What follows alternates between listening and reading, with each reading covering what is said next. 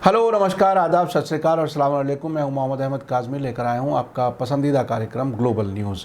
Media star world लगातार दुनिया भर की खबरों पर नज़र रखे हुए है और आपको अपडेट कर रहा है।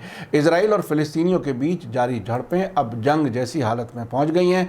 गज़ा में मौजूद हमास के ज़रिए वार्निंग के बाद इजराइल में रॉकेट हमलों के बाद इजराइल ने जवाबी कार्रवाई करते हुए गज़ा में बमबारी की है, जिसमें 24 लोगों के मारे जाने की खबर है। इजराइल का दावा है कि हमास की तरफ से इजराइल के खिलाफ कल से अब तक 200 रॉकेट हमले किए जा चुके हैं। मीडिया स्टार वर्ल्ड आपको इजरायली, फ़िलिस्तीनी और इंटरनेशनल मीडिया से लेटेस्ट अपडेट पहुंचा रहा है। अल जज़ीरा का कहना है कि गज़ा में 21 फ़िलिस्तीनी मारे जा चुके हैं। जेरूसलम पोस्ट ने इजरायली सोर्सेज के ज़रिए से बताया है कि गज़ा पर 130 आतंकी ठिकानों पर हमले किए गए हैं। इजराइल अपने मुखालिफों हमास और दूसरे सभी फ़िलिस्तीनी ग्रुप्स को टेररिस्ट कहता है।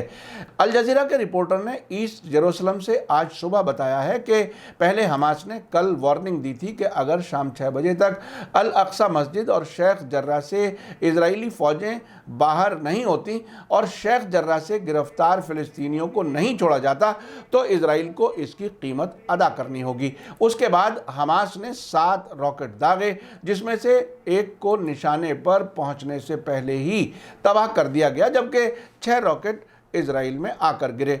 आपको बता दूं कि जुमा अलविदा से मुसलमानों के क़िबला अव्वल मस्जिद अल अक्सा और इसके आसपास इजरायली सिक्योरिटी फोर्सेस की कार्रवाइयों में अब तक तकरीबन 350 फ़िलिस्तीनी ज़ख्मी हो चुके हैं। इजराइल की पुलिस ने मस्जिद में नमाजियों पर रबड़ की गोलियां दागी, बेहोश करने वाले और आंसू गैस छोड़े, स्टन गन का इस्तेमाल किया और बड़ी आवाज़ वाले धमाके किए। इजराइल के बड़े अखबार जेरूसलम पोस्ट ने आज अपनी रिपोर्ट में कहा है कि गज़ा पट्टी की तरफ से मंडे से अब तक 200 से ज़्यादा रॉकेट बमबारी के नतीजे में कम से कम 7 इजरायली ज़ख्मी हुए हैं। हमास के रॉकेट हमलों के जवाब में इजरायली डिफेंस फोर्स ने गार्डियंस ऑफ द वॉल नाम के ऑपरेशन में गज़ा में 130 आतंकी ठिकानों के खिलाफ हवाई हमले अंजाम दिए। जेरूसलम पोस्ट के मुताबिक इजराइल के जरिए निशाना बनाए गए ठिकानों में एक मल्टी स्टोरी बिल्डिंग में हमास बटालियन कमांडर का घर, हमास का फौजी खुफिया हेडक्वार्टर,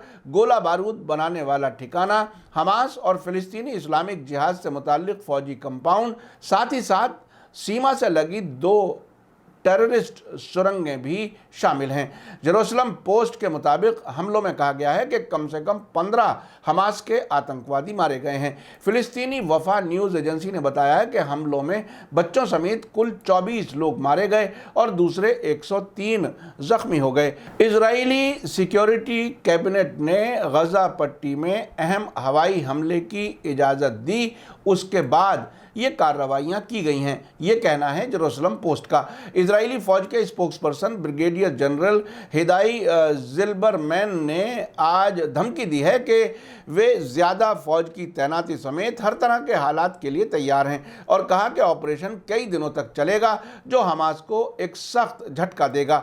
उन्होंने आगे कहा कि इजरायली डिफेंस फोर्स ने साउथ गुश दान इलाके में extra iron dome missile defence system तैनात किए हैं। उन्होंने आगे कहा कि हम हमास और दूसरे टेररिस्ट ग्रुप्स के खिलाफ सख्ती से कार्रवाई करना जारी रखेंगे। इसी बीच लेबनान के अलमनार टेलीविज़न चैनल की वेबसाइट पर मौजूद खबर के मुताबिक फ़िलिस्तीनी ग्रुप्स के फौजी ऑपरेशन के जॉइंट यानी मुश्तरका चैम्बर ने जेरूसलम में अपने लोगों के साथ खड़े होते हुए ऑपरेशन अल कुद्स तलवार शुरू करने का ऐलान किया है।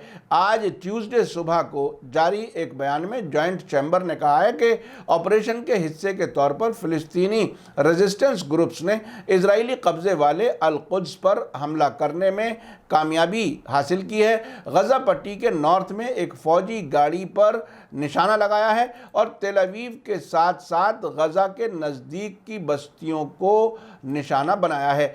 बयान में कहा गया है कि हमने पहले पाक मकामात और हमारे लोगों के खिलाफ हमलों को रोकने के लिए दुश्मन को चेतावनी यानी वार्निंग दी थी, लेकिन फिर भी दुश्मन ने अपना जुल्म जारी रखा।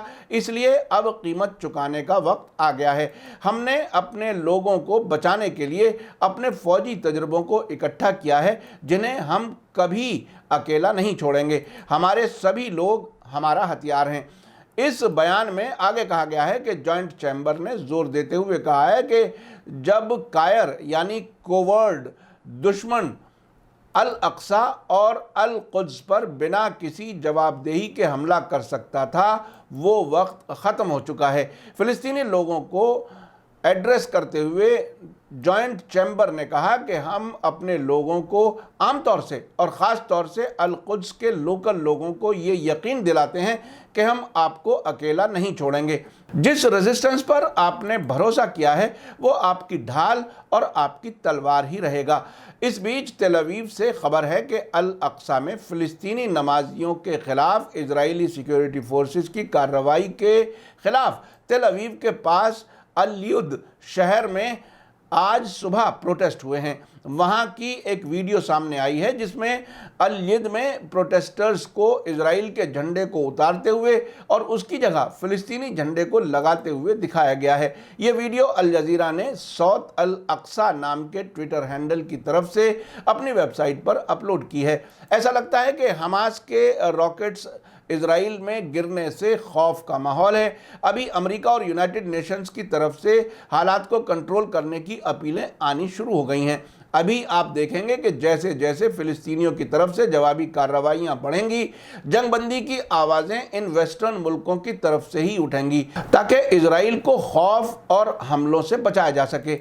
मीडिया स्टार वर्ल्ड लगातार आपको अपडेट कर रहा है। आप बताइए कि क्या मस्जिद अल अक्सा पर इजरायली फ़ौजी कार्रवाई के बाद हमास के ज़रिए इन हमलों को रोकने के लिए वार्निंग दिए जाने और तय वक्त निकलने के बाद रॉकेट हमले सही कार्रवाई थे या गलत? गलती मस्जिद अल अक्सा में नमाजियों पर कार्रवाई करना और शेख जर्राह से फ़िलिस्तीनियों को बेदखल करना है या उसे रोकने के लिए कार्रवाई करना? इसके साथ ही मुझे दीजिए इजाज़त। आज का ग्लोबल न्यूज़ एपिसोड आपको कैसा लगा कमेंट्स में ज़रूर लिखें। थैंक यू, धन्यवाद, शुक्रिया। जय भारत, जय हिंद।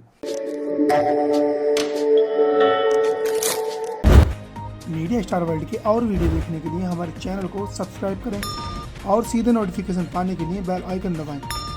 और अगर हमारी खबर सच्ची और अच्छी लगे तो अपने व्हाट्सएप, इंस्टाग्राम, फेसबुक और ट्विटर अकाउंट पर ज़रूर शेयर करें।